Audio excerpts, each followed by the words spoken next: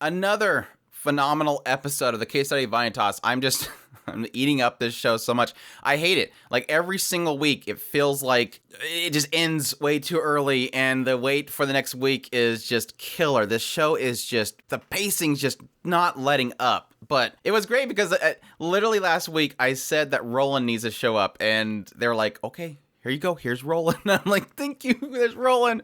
But no, it was crazy just how much of a reference to episode 8 this episode was. Because obviously, way back in episode 8, we had the meeting with Vanitas and Ruthven, everybody in this room, and that was when Vanitas asked Ruthven, show me the queen. The queen is the problem here. The queen is the person causing the curse bearers. And Ruthven didn't want to listen to it, and he shut down the conversation. And we had 2 references this episode to that. One being, obviously, well, the queen is Narnia. Well, Narnia is the queen's malnomen. And not only that, but this whole situation where Noe's like, why didn't you tell me? Why didn't you tell me all this stuff that you knew? And he said, because you guys won't listen. The vampires won't listen. Look what happened with Ruthven. It's clearly referencing this meeting where he was trying to tell Ruthven, show me the queen. She's obviously the curse bearer. And everybody got injured because of it. The Ruthven went nuts. So why is he going to tell Noe what the situation? He also said this idea of, well, I didn't really know for sure. I didn't have all the evidence, and I didn't want to say something without that evidence. But again, it's hitting on this idea that he doesn't trust vampires, even Noe. And obviously that's the whole thing of the two of them. Noe's saying, I believe you. Why wouldn't you tell me? I've always been on your side. But yeah, it was, gosh, this episode... Yes, pretty much opening up with this whole scene where Chloe is confronting Narnia, who now has a physical form. Vanitas, knowing possibly who Narnia is freaking out. He's like, stop, you can't do this. You're not going to be able to kill her. Don't let her gain her human form. She'll regain her memories. And yes, that's the point in which she becomes like this beautiful, very beautiful, long, blonde-haired lady, and that's when he says, yes, that is the queen, the Death's Keeper, Narnia. But it was interesting because it not only this point is the reveal to everybody, but it seems like everybody hears the heartbeat of her. It shows all these different vampires, and they all hear the heartbeat of her, including showing Luca, who is with his brother. I'm not sure if it's his real brother. He just calls him brother. And this guy essentially says, we try to destroy her body, still some remains scattered about. So it thus indicates that there's something really deeper happening here, obviously. Something really bad happened. I mean, I'm assuming this is about the point in which they were having the war between the humans and vampires. It kind of seems like it would be about that area because based on where it's kind of laying out the story, it could have been long before then. But I mean, we haven't really got an indication that Narnia has been around for that long. But it obviously indicates that so far, the vague idea here is that at some point, this queen, the first queen, basically became crazy. She lost her true name to somebody and started going crazy. And the vampires themselves, at least according to Luca's brother, they basically fought her and destroyed her. But yet there's still fragments remain, one of those fragments being possibly Narnia, and another fragment possibly being the one that's in the chambers, the one that Luca went to. There was a queen there. I don't know if it's the current queen or the same queen, but I mean, based on Vanitas saying that she's the one that's causing the curse bearer, it's obviously indicating that that's her. It's the same queen. So despite the fact that she's in her chambers and she's not moving, we have this other one, which is Narnia, which is a fragment of her that's scattered out that is basically going around and causing all the curse bearers. Now, again, my question is going to be more probably scattered into the idea of how is that connected to the Blue Moon vampire, which again is Vanitas, the original Vanitas. Does he have some sort of connection to that? Was there a case of him essentially trying to stop her and then he became the outcast? He became the target of all the hatred, despite the fact that he probably helped or tried to stop something that she was doing. So we're already kind of starting to slowly pick at this really intriguing history that really surrounds the queen and possibly the original Vanitas. I'll be curious if we actually in this season will possibly get into Queen Faustian, who is again this first vampire, the one that this malnomen is based off of.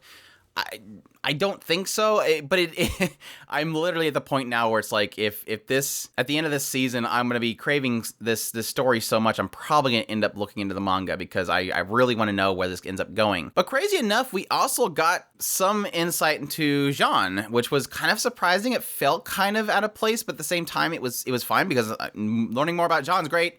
But it shows this point in which she was obviously orphaned, very young. She ends up getting taken in by these two vampires, which are, again, her parents that end up, studying under Ruthven. Eventually, it shows where she finds that they're both dead, their heads on pikes.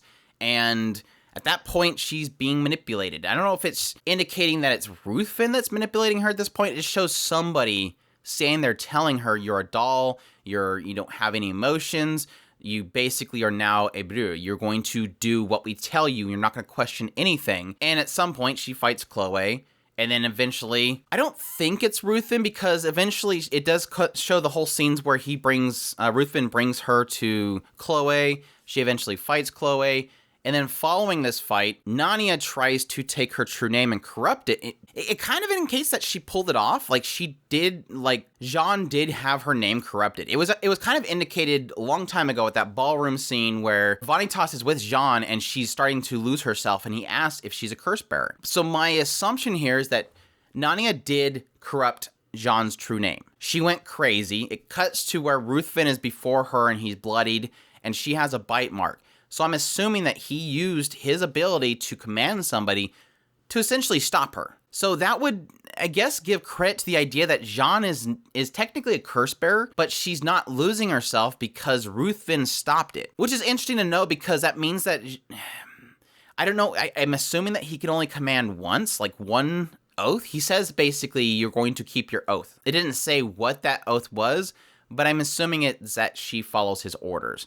I thought that the whole idea of his bite was that he would basically be able to command once, but it's an indication that he possibly can do this multiple times, that she is under his control with that bite, and that bite is technically keeping her from becoming a curse bearer in full form. It'd be cool to see what Jean was when she was a curse bearer, like how nuts did she become, how did Ruthven take her down? It'd be really cool to see what that scene was, and I'm sure we will, because it's going to have to show us what he commanded, or what that oath was. I mean, the assumption was the oath was that she would sleep until the end of the war, which she ended up doing, which this is the point which she forgets that she was a doll, and now she's falling back into that, but of course, Vanitas is keeping her from doing that, which is, this episode's so good.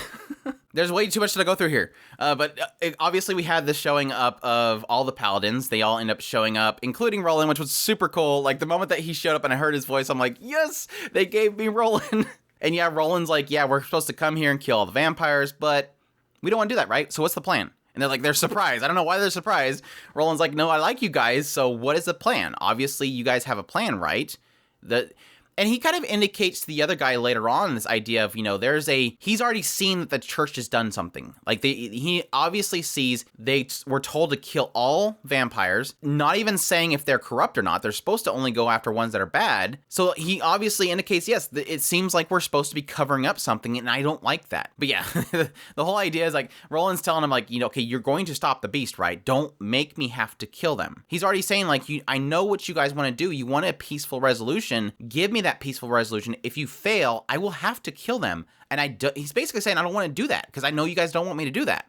It was really cool. Roland, I love what they do with Roland. But it was a good point that Vanitas makes here, that if any of the people in this area are killed, we're going to lose her completely. Because this is a cool part we had where Chloe first made Nania into a physical form. Her whole point was, you wanted me to kill these people. You didn't know that I made an oath to protect these people. As much as they tortured her and put her into a bad situation, she doesn't want them dead because she loves them. Her whole purpose as being a part of this family was to protect them. And she will do anything she can to protect them, including kill Nania. And this kind of echoes when Vanitas says, if any of these people die, we'll lose her forever. We cannot let this whole situation, this area that she's created because she went crazy, kill anybody or she'll never come back. But yeah, super cool episode. Love it to death. I think the appearance of Nania in physical form, becoming essentially original human form, she was like super powerful. It didn't last long. once the machine broke, she went right back into Nania's form and just left. They were talking about how, I think it was Vanitas is really mad because she literally just up and left. Like, oh, okay, well, I need to go curse more names. I need to mess up more names, and just leaves. And just obviously Chloe going nuts, which I'm not sure if they're indicating that Chloe has lost her true name. I think specifically Vanitas, yeah, because Vanitas specifically says that this effect is her malnomen. So it is technically indicating that at this point, Chloe is a curse bearer. But yeah, super crazy. I'm like, my heart's breaking. I'm like, don't. The moment that they did the kiss and she's like pouring something into her was like really weird. I was like, please don't kill off Chloe, please. We've already pretty much built her as a character that can be redeemed because it specifically goes out of its way to say that she's really technically not killed anybody. She's never hurt anybody, and she wants to protect people. And it's like, don't remove my Rikujimia. But that answered my whole question I had in the last episode, if they were actually going to take down Nania this quickly. But no, it's obviously indicating that Nania is not going anywhere. Being pretty much a fragment of this first vampire, she's going nowhere. And of course, she's obviously dipped out of the situation. She's like, oh, okay, cool, I gotta go get more names, and then leaves. But this pretty much leaves it up to being a situation of them fighting against Chloe and hopefully restoring her true name before all the other paladins get involved. So awesome episode. I could talk about so much more, but I probably should stop it there. I hope you guys enjoyed this video. If you did, leave a like down below. Let me know in the comments what you're thinking about this episode. I really do feel like there's not enough talk in the anime sphere around this show, and it breaks my heart. So I hope it at least is super popular in Japan, and so they can keep it going, because I love it. I love this show a lot. It is definitely one of my favorites of the season by far. So hit that subscribe button if you haven't already. Support us on Patreon or through our tips link in the description below. We definitely appreciate everybody that does, and y'all take care.